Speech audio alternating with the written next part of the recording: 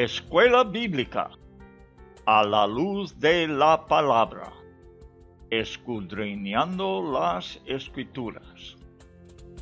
Oh, cantadmelas otra vez, bellas palabras de vida. Hallo en ellas mi gozo y luz, bellas palabras de vida. Sí. Luz a las Naciones, canal cristiano de comunicación, presenta A la luz de la palabra, un estudio expositivo de la palabra de Dios, una presentación minuciosa de toda la Escritura, porque es inspirada por Dios y útil para enseñar, para redarguir, para corregir, para instruir en justicia, a fin de que el hombre de Dios sea perfecto, enteramente preparado para toda buena obra. Palabras de vida, bondadoso te salva y al cielo te llama. Qué bellas son. Escuela Bíblica a la luz de la palabra, edificando sobre la roca. Son bellas palabras de vida.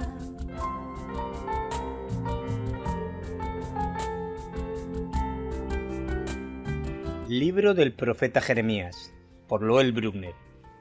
El profeta de un Dios entristecido.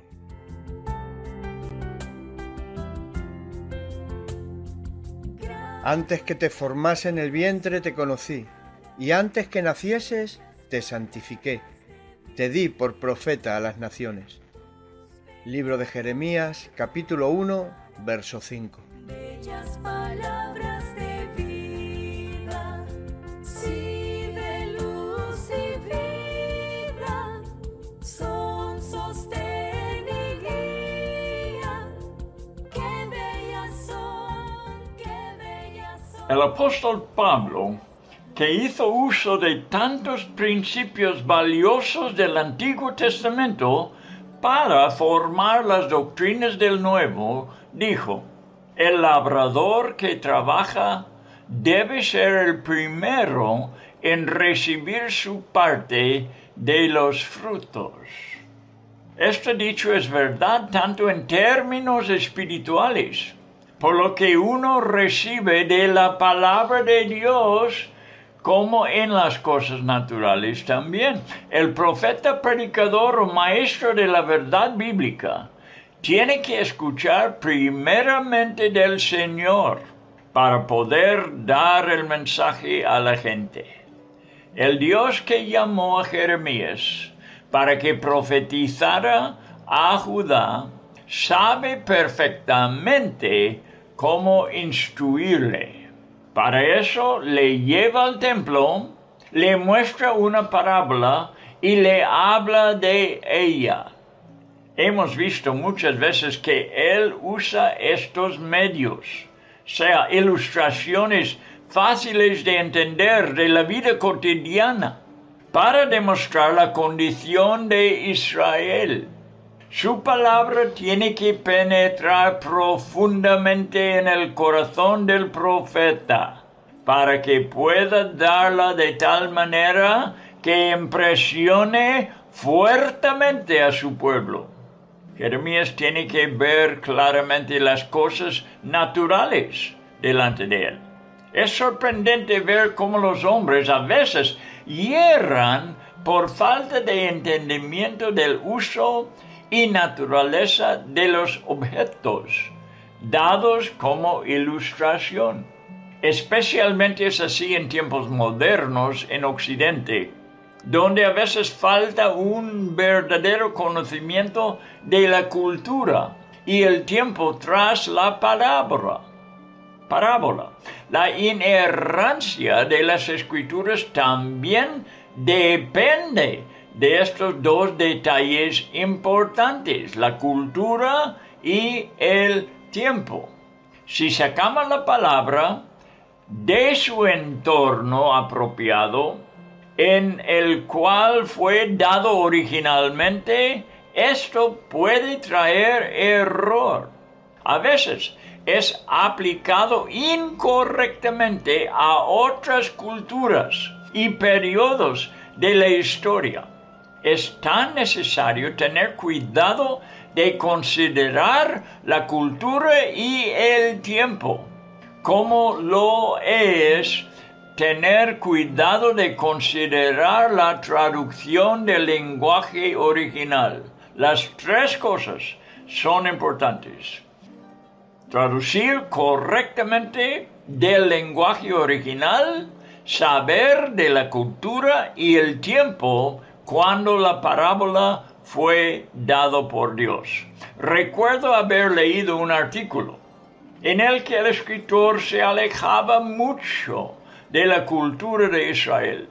No creo que fuera por ignorancia tanto, sino porque no le importaba la gran diferencia entre los tiempos bíblicos y los tiempos modernos. Ilustraba el rebaño cercado por una valla de alambre de púas y un cómodo granero para albergarlo, totalmente fuera de la cultura de Israel, todo lejos de la situación de los tiempos bíblicos y muy distinto de cómo pastoreaba David y de lo que el Señor tenía en mente al enseñar acerca del buen pastor.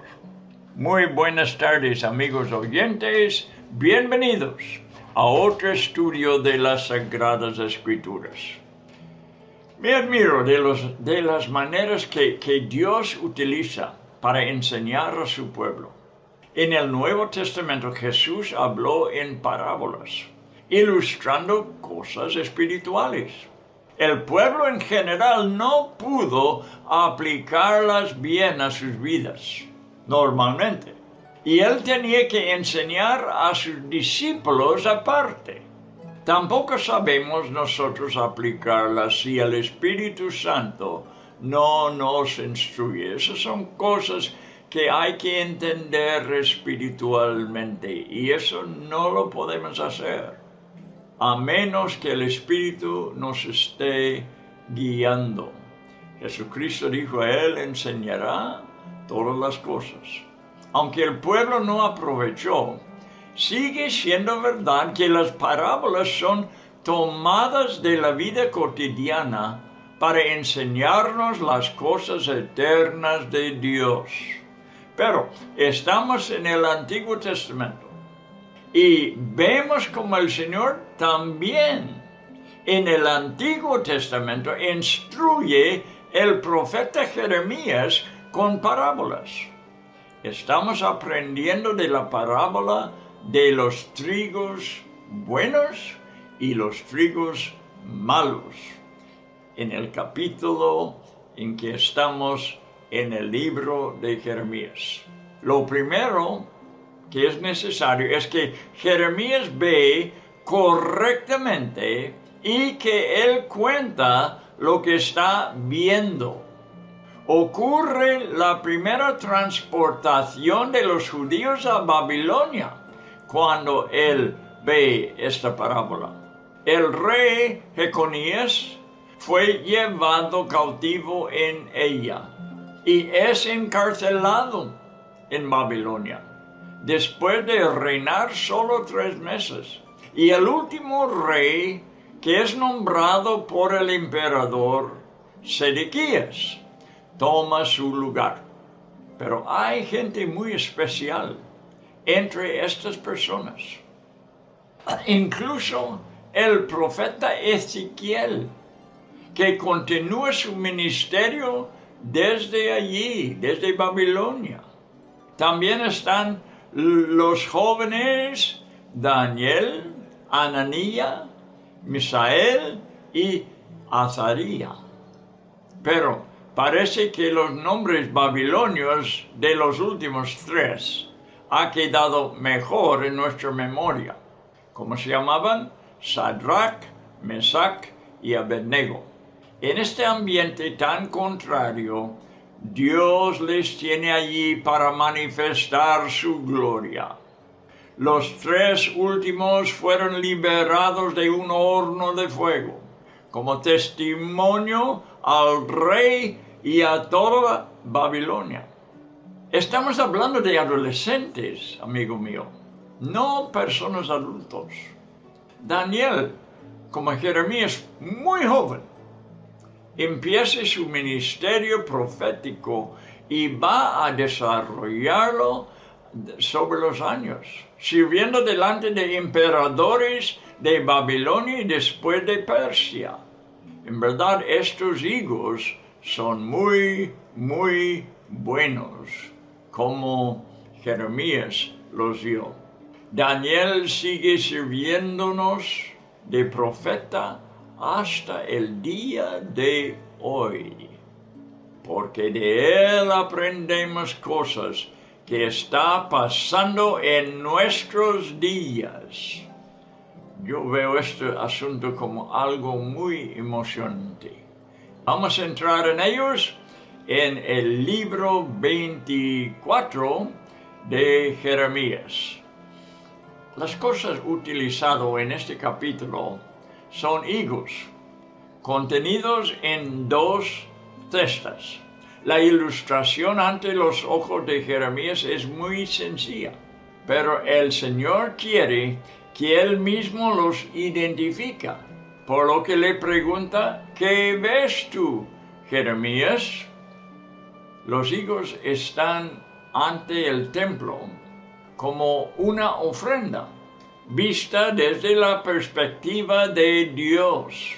Tiene que ver con el estado espiritual y la utilidad de Israel para su Señor, que por supuesto es crucial y de suprema importancia para su existencia.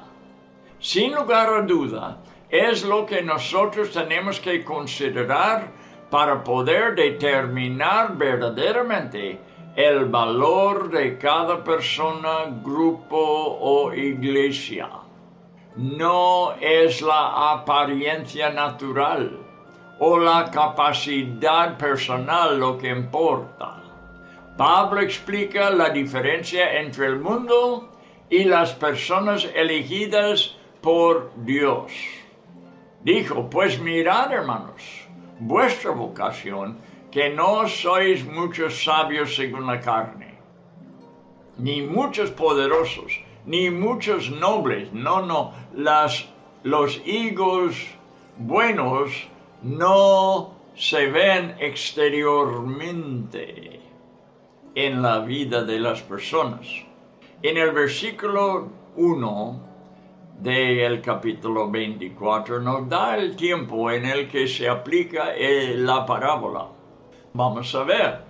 Dice, después de haber transportado Nabucodonosor, rey de Babilonia, a Jeconías, hijo de Joacim, rey de Judá, a los príncipes, además de Judá, y los artesanos y herreros de Jerusalén, y haberlos llevado a Babilonia, me mostró Jehová 2 cestas de higos puestas delante del templo de Jehová. Leeré versículo 2. Una cesta tenía higos muy buenos, como brevas, y la otra cesta tenía higos muy malos, que de malos no se podía ni comer. Y me dijo Jehová, ¿qué ves tú, Jeremías? Y dije, higos buenos, muy buenos, y malos, muy malos, que de malos no se pueden comer. Entonces, esta es la parábola. Esto es lo que está delante de Jeremías para que sea traducido en su significado espiritual. Jeremías tiene que ver bien el ejemplo y entonces pueda llegar a la gente con el significado. En versículo 1 nos da el tiempo. ya os digo. Después Jeremías nos dice que las dos cestas de higos están en condiciones opuestas. Una cesta contiene higos excelentes, recién recogidos de la higuera, en perfecto estado de madurez. La otra cesta contiene higos demasiado maduros, tanto que ya están podridos y no se pueden comer. Vemos la gran diferencia entre los higos de las dos cestas. Cuando el Señor ilustra, las dudas desaparecen y podemos ver fácilmente cómo son las cosas, o muy buenos o muy malas. Recuerdo que Jesús prefería que la iglesia de Laodicea fuera fría o caliente, pero no tibia, usando el agua para ilustrar el mismo punto en Apocalipsis 3:16. Tú recuerdas, estoy casi seguro que los que me están escuchando recuerdan de la iglesia de Laodicea y que el Señor dijo de ella que era tibia y no servía para nada. Y así de igual manera los higos son o muy malos o muy buenos. No hay término medio. Veremos cómo estos representan a dos grupos de personas. Están ilustrando algo espiritual de las vidas de estas personas. Dados estos detalles, el Señor pregunta al profeta, ¿qué observa exactamente? Como ya hemos visto, Jeremías responde correctamente a la pregunta, según hemos leído. Vamos a ver, versículo 3. Y me dijo Jehová, ¿qué ves tú, Jeremías? Y dije, higos buenos, muy buenos, y malos, muy malos, que de malos no se pueden comer. Bien, después Dios interpreta la parábola. Después de haber permitido que los higos buenos hayan tenido tiempo de madurar en su propia higuera, es decir, en su propia tierra, porque Él es su Dios. Les lleva a Babilonia para su bienestar, para conservarles allí, no para hacerles nada de daño. 4. Y vino a mí palabra de Jehová diciendo, así ha dicho Jehová Dios de Israel, como a estos higos buenos así miraré a los transportados de Judá, a los cuales eché de este lugar a la tierra de los caldeos, pero mira las últimas dos palabras, para bien. Lejos de su tierra, sí. Han perdido las cosas de su tierra, sí, pero no les va a ir mal en Babilonia. Están allí para ser protegidos por el imperio más poderoso del mundo y para que sean utilizados de Dios allí. Que Dios va a cumplir su voluntad por medio de ellos, como sabemos muy bien lo hizo en el libro de Daniel, por ver cómo Él usó a estos jóvenes para impresionar a Nabucodonosor, el emperador. En versículo 6, lo voy a leer, porque pondré mis ojos sobre ellos para bien, y los volveré a esta tierra. No es que están perdidos en Babilonia, van a volver a Judá. Y los edificaré y no los destruiré, los plantaré y no los arrancaré. Pondré mis ojos sobre ellos para bien. La frase indica que la gracia, su favor divino, está sobre ellos. lo que les parecería como un cambio drástico y muy negativo es nada más que una disciplina benigna. Seguramente ellos se sentirán rechazados y les hará falta esta palabra que el Señor pronunció. Les libra de las calamidades que caerán sobre los que quedan en Judá. En Babilonia los buenos tendrán tiempo de demostrar remordimiento y arrepentirse de sus pecados.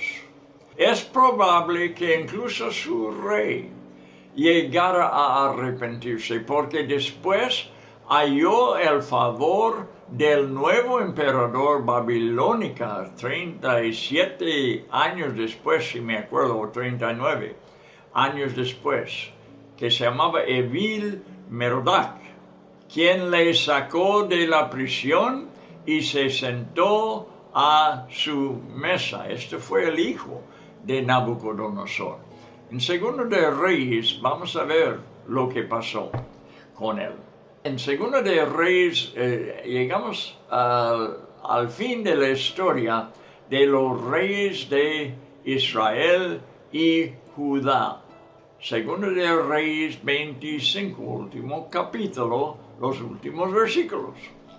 Dice: aconteció a los 37 años del cautiverio de Joaquín, rey de Judá, en el mes 12º, a los 27 días del mes, que Evil Merodach, rey de Babilonia, en el primer año de su reinado, libertó a Joaquín, rey de Israel. Es el mismo que Jeconías.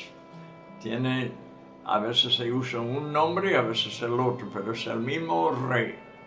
Y le habló con benevolencia y puso su trono más alto que los tronos de los reyes que estaban con él en Babilonia. Le dio favor sobre todos los reyes cautivos. Y le cambió los vestidos de prisionero y comió siempre delante de él todos los días de su vida. Y diariamente le fue dada su comida de parte del rey, de continuo, todos los días de su vida. Así que terminó muy bien el asunto con el rey de Judá. Bueno, aunque le pesaba ir a Babilonia como a todos los ciudadanos de Judá, de Jerusalén, pues Dios estaba preparando buenas cosas para ellos, ninguna cosa mala.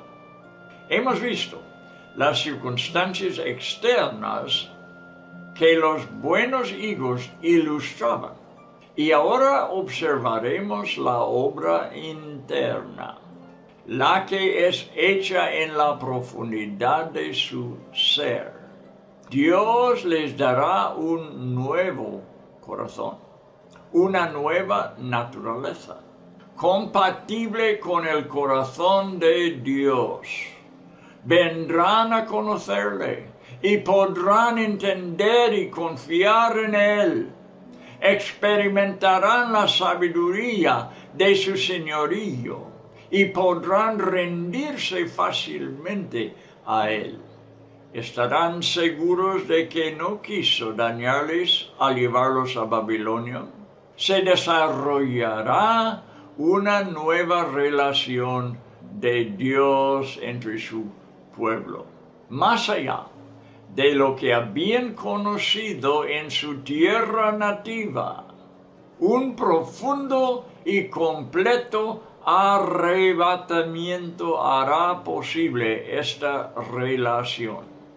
Dice, porque se volverán a mí de todo corazón. Vamos a volver ahora de Segundo de Reyes a Jeremías y el capítulo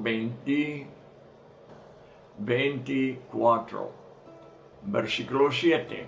Y les daré corazón para que me conozcan, que yo soy Jehová, y me serán por pueblo, y yo les seré a ellos por Dios, porque se volverán a mí, escucha, de todo su corazón. ¿Ves qué bonito termina este caso de los hijos de Israel que están en Babilonia? Dios haciendo lo mejor para ellos y tampoco les hizo sufrir en el sentido físico. Hemos leído lo que pasó con el rey, pero eso después de 37 años. Pero Dios prometió que si ellos aceptarían su situación en Babilonia, si no se rebelaría o se pusiera amargada por la experiencia, Dios les va a bendecir. Y veremos qué ministerio desarrolló en algunas vidas allí. Ellos tuvieron una satisfacción interior que estaban sirviendo al Señor, aunque están lejos de su tierra. No hay cosa mejor, no hay otra satisfacción como la satisfacción de estar en la voluntad de Dios y saberlo, y ver a Dios obrar en la vida. ¿Cómo lo vio Daniel? ¿Cómo lo vio los 3 jóvenes con él? ¿Cómo lo vio Ezequiel? Unas manifestaciones tremendas del poder de Dios y la sabiduría de Dios, porque Dios les dio sabiduría tanto que el emperador les dio posiciones altas, porque la sabiduría de Dios se manifestaba en ellos. Te digo, me emociona. Es lo más guapo que podemos realizar en nuestras vidas. Así que si hay incomodidades, a pesar de las incomodidades, vemos la bendición de Dios y esta vale la pena. Vale cualquier incomodidad que pudiéramos tener. Pues se volverán a mí de todo corazón, quitando su resistencia y reconciliándoles con el Dios de Israel. Es la relación y el conocimiento personal con Dios lo que trae buen fruto, como dice el versículo 7. La misericordia maravillosa del Señor fortalece el corazón. Y nosotros, como estudiantes cristianos, estamos muy contentos al ver su gracia para con este pueblo. Por otro lado, no podemos ignorar el destino de los higos malos, inútiles e incomestibles. Es la ilustración dada a los que permanecen en su tierra. Ellos siguen en Israel, en Judá, pero no les va bien. Fuera mucho mejor haber ido a Babilonia y tener las cosas que hemos dicho ya, que tuvieron las personas que fueron a Babilonia. Bien, estos son los que quedaron, pues, que no fueron llevados cautivos. Sedequías se acomoda en un reinado de 11 años en Jerusalén, pero ¿le fue conveniente? Para nada. Vamos a ver, vamos a estudiar en el libro aquí de Jeremías lo que le pasó a Sedequías. Nada bueno. Aunque estuvo sobre el trono en su patria, le fue bastante mal, como fue con los higos malos. Sus príncipes continúan su liderazgo y el pueblo se relaja después de la deportación de sus compañeros y sus conciudadanos, y ellos vuelven a sus casas y terrenos, pero ellos son los que están bajo maldición. Algunos han bajado a Egipto teniendo especialmente problemas con el Señor, porque dudaron de su fiel cuidado y acudiendo a Faraón para que les socorriera.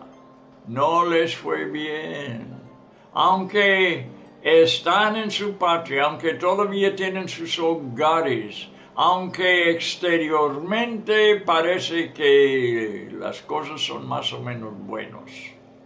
Pero si no está uno bien con el Señor, ¿qué importa? Que está cómodo físicamente.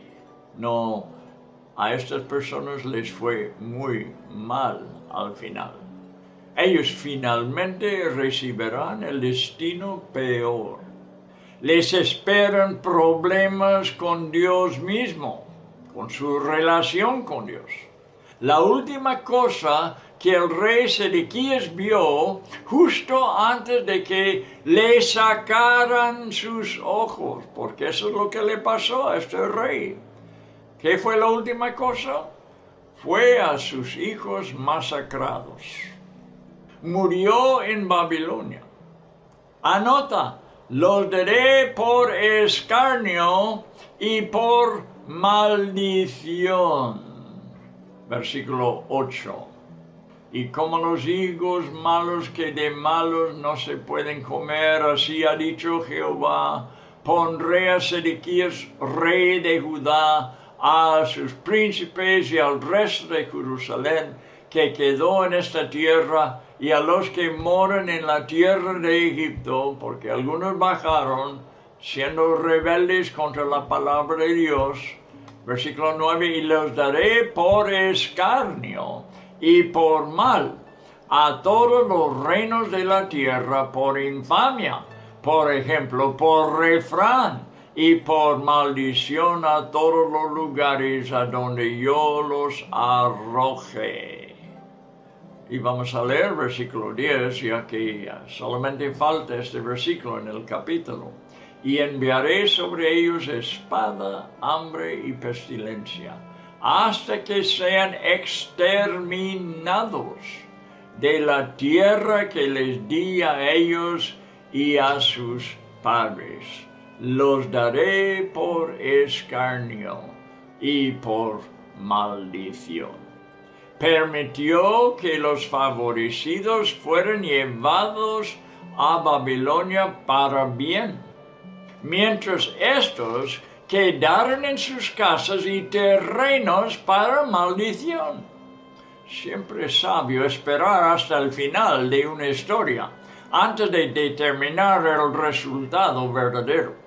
Al final vendrá el juicio del gran trono blanco en la historia humana, en el que todos los libros serán abiertos y toda la evidencia será revelada, y reyes, grandes deportistas, ricos, famosos religiosos y ateos recibirán el juicio infalible del cielo.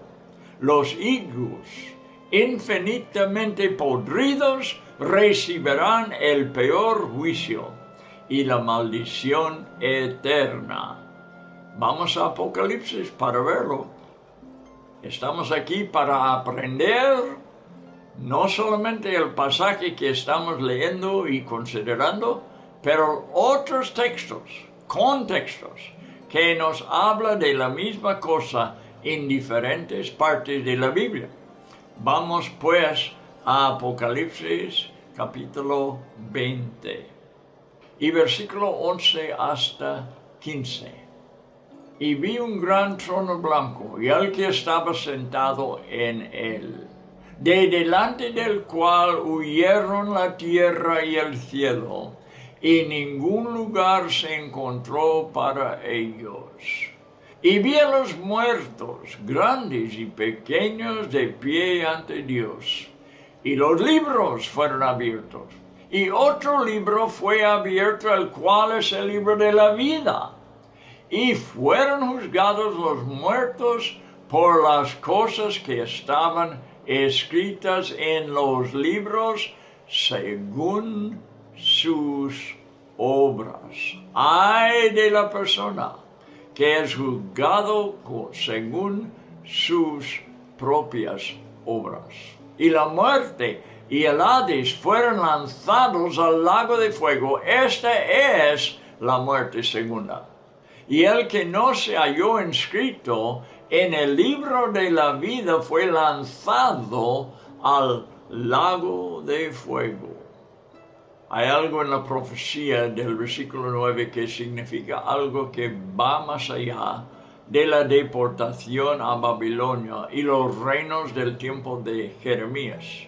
Dice que el Señor arrojó al judío por todas las naciones, empezando en el año 70, el año después de Cristo, y continuando hasta nuestros tiempos.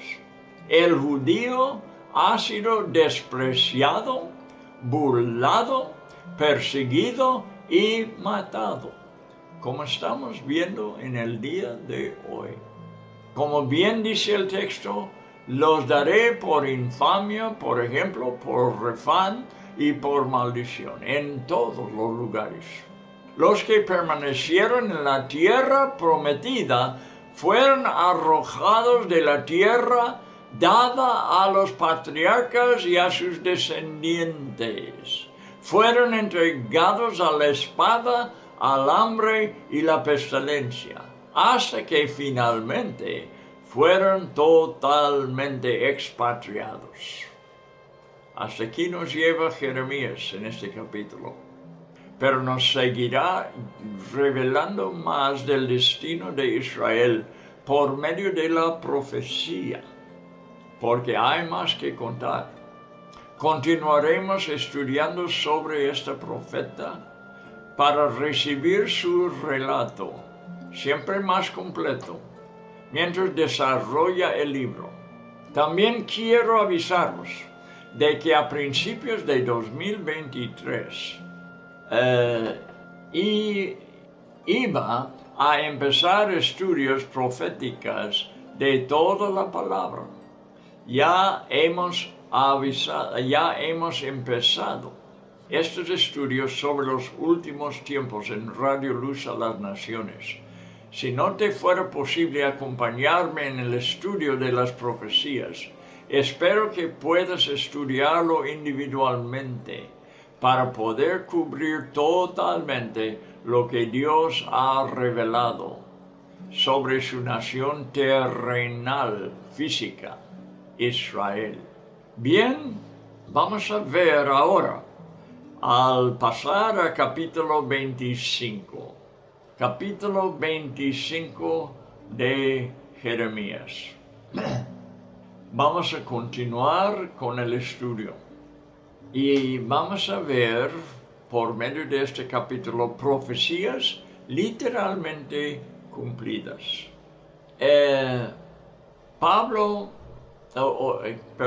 Jeremías habló en este tiempo de los 23 años desde que él fuera profeta.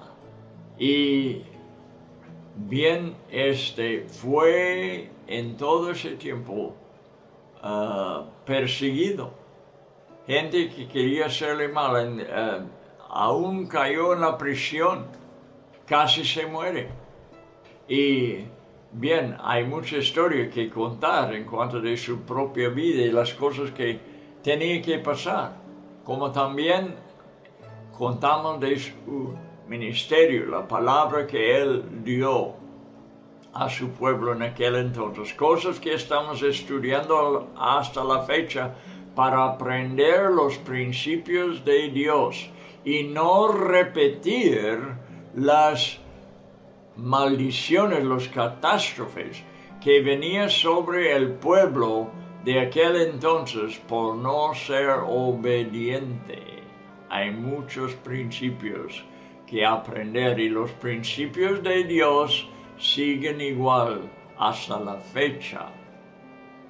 En versículo 25, capítulo 25, versículo 1 dice, palabra que vino a Jeremías acerca de todo el pueblo de Judá, en el año cuarto de Joacim, hijo de Josías, rey de Judá, el cual era el primer año de Nabucodonosor, rey de Babilonia. Estamos ahora en cosas anteriores que el último capítulo. Los capítulos del libro de Jeremías no vienen en orden cronológico. Joacim era un rey anterior que reinó por 11 años. Después de él vino Joaquín y reinó por 3 meses, y después de él Sedequías. Este es el orden: Joacim, Joaquín y Sedequías. Bien, palabra que vino a Jeremías acerca de todo el pueblo de Judá en el año cuarto de Joacim, hijo de Josías y rey de Judá, el cual era el año primero de Nabucodonosor, rey de Babilonia, la cual habló el profeta Jeremías a todo el pueblo de Judá y a todos los moradores de Jerusalén. ¿Por qué está hablando al pueblo de Judá? Porque ya Israel no queda como nación. Han sido llevados al cautiverio anteriormente los que habitaban en el norte de Israel. Y este gobierno se acabó. Y solamente quedaron los 3 tribus en el sur, Judá principalmente, pero también había los de Benjamín. Y también unos de Simeón, que vivían en el mismo territorio.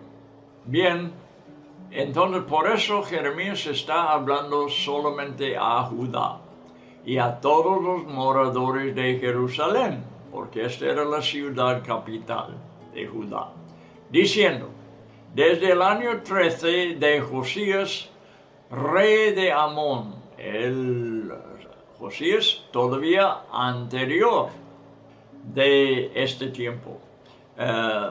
Joacim era hijo de Josías.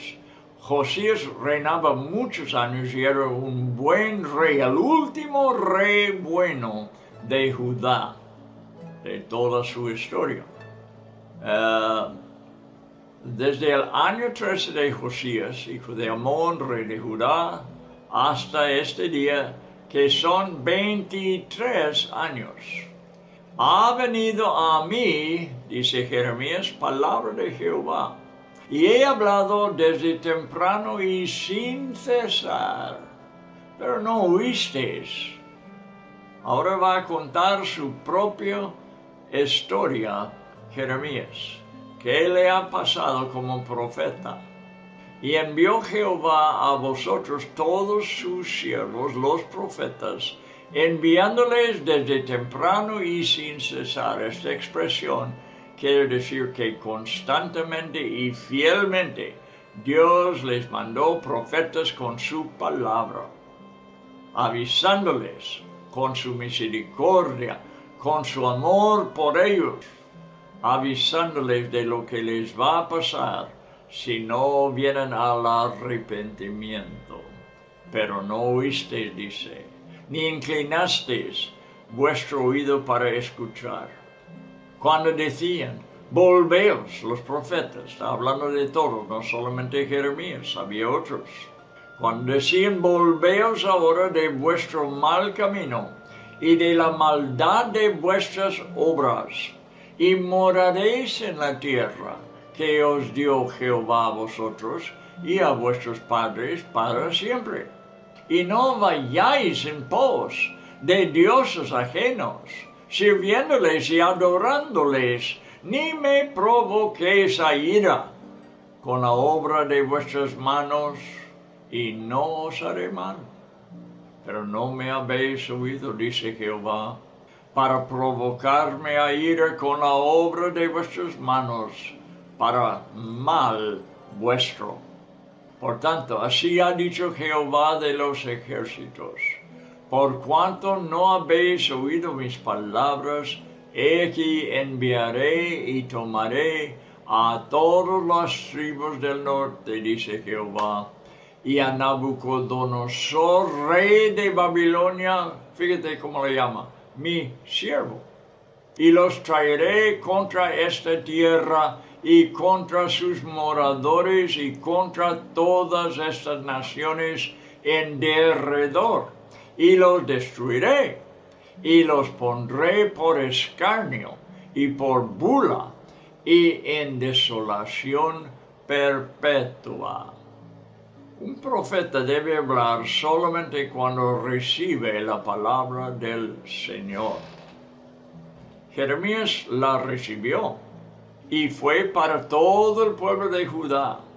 Cuando Joacim estaba en el 4º año de su reinado, de 11 años en total, el pueblo eligió a su hermano Joacaz, pero el faraón Necao le quitó del trono después de solamente 3 meses. Hay 2 reyes que solamente reinaba por 3 meses. Joaquín, lo hemos estudiado en el último capítulo, y ahora está Joacaz.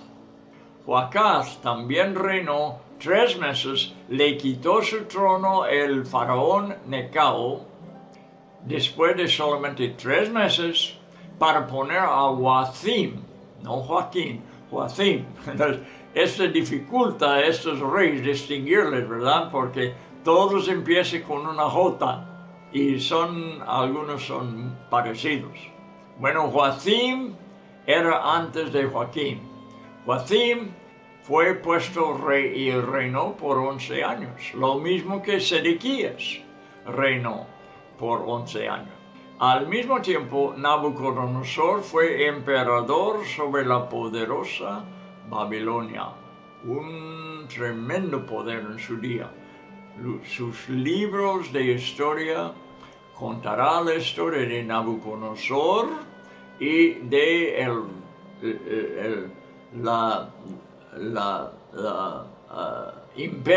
imperio de Babilonia. Estos están los libros de la historia. Puedes estudiarlos en las bibliotecas públicas o donde quiera, en las escuelas. Esa historia está bien conocida en la historia. Era un imperio poderoso en su día. Jeremías da un breve resumen de su ministerio, que empezó en el año 13 del buen rey Josías. Ya te digo, era el último buen rey. Este empezó a reinar al tener solamente 8 años y gobernó durante 31 años. Añadimos los 3 meses del reinado de Joacaz, que reinó después, y al cumplirse esta profecía, Jeremías había dado al pueblo la palabra de Dios durante 23 años. Al decir, he hablado desde temprano y sin cesar, manifiesta su fidelidad y cuidado durante todo su ministerio. También hubo otros profetas que hablaron al pueblo en el mismo periodo de tiempo, tan fieles como Jeremías. Pero la población de Judá les ignoró a todos. No hubo disposición ni para escuchar. Como suele suceder siempre, el Señor demanda arrepentimiento individual.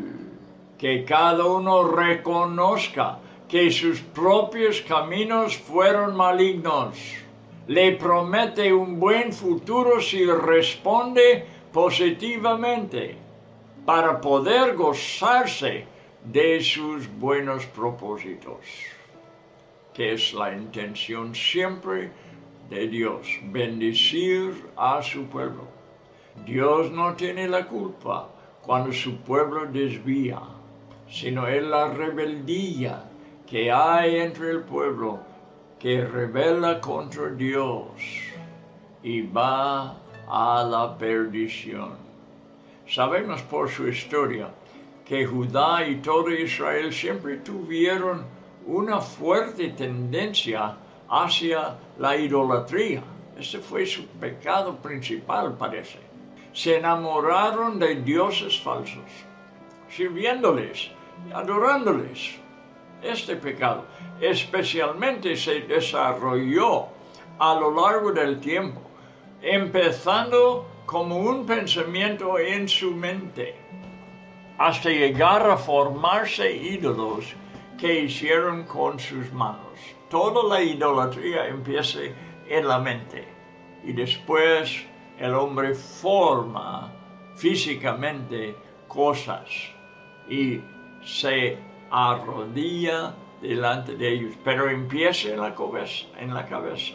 Progresivamente endurecieron sus corazones a los avisos de Dios hasta que el Señor se airó por celos. Pero puedes anotar que, como en el último versículo, aquí también les habla de los beneficios de la obediencia, prometiéndoles: moraréis en la tierra para siempre y no os haré mal. El versículo 6 lo leímos. Sus intenciones para ellos siempre eran buenas. Como Dios muestra a Judá, cada pecador necesita saber que solamente se hace daño a sí mismo. Observa cómo revela este principio a Saulo de Tarso. Recuerda la historia de Saulo, que fue en una rebeldía tremenda contra el Señor Jesucristo. ¿Le hizo daño a Jesús? Mira lo que dice Jesús. Dura cosa te es dar cosas contra el aguijón. Dura cosa te es. El daño estaba haciendo Saulo a sí mismo. El aguijón era aguijada, un palo con punta para picar y mover el ganado, para aclarar esta palabra. Esto puedes leer tú en Hechos 9, versículo 5. Después Dios explica exactamente la forma de la que se está dañando en este pasaje.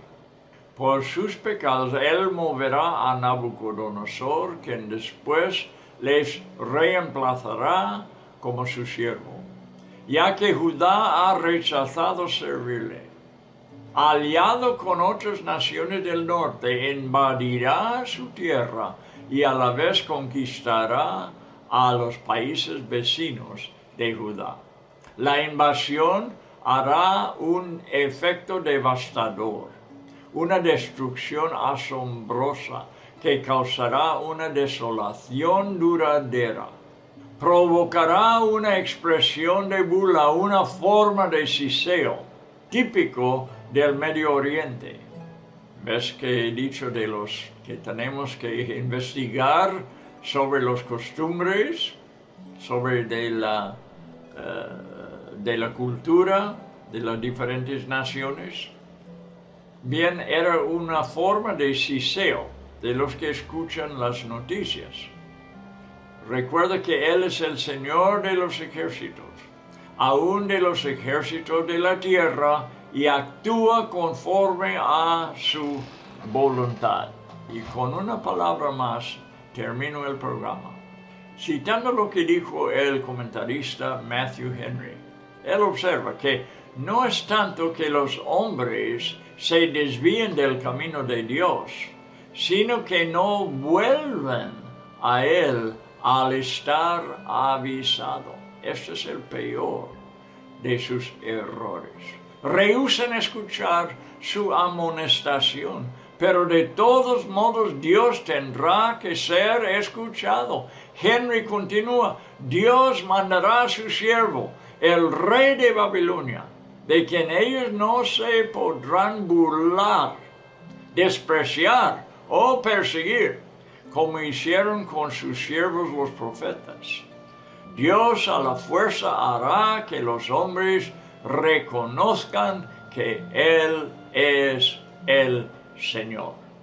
Y con esta palabra, con esta frase, Él es el Señor, termino el programa de hoy.